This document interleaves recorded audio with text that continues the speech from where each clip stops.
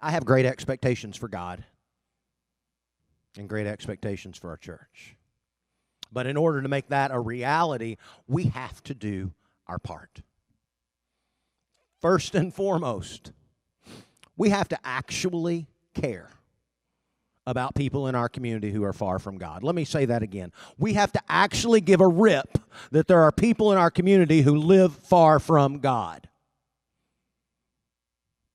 And then we must actually believe that they desperately need a relationship with our loving and our life-giving God. And we must actually believe that this is the best place for that to happen. Let me say it again.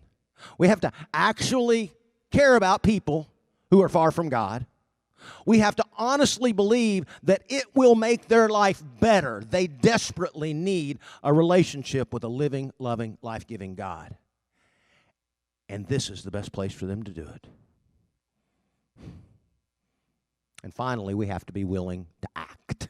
It's not enough just to care. It's not enough just to believe. We have to act because, as the Apostle James said, what? We all know it. Faith without works is...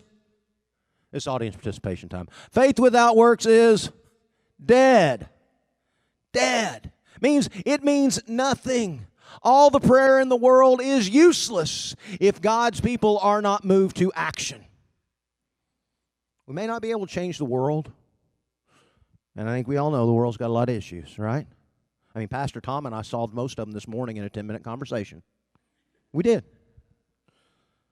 We may not be able to change the world or fix the multitude of problems.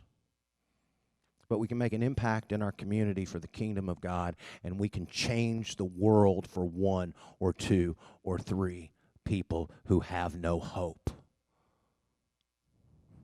by introducing them to a God who is hope and love.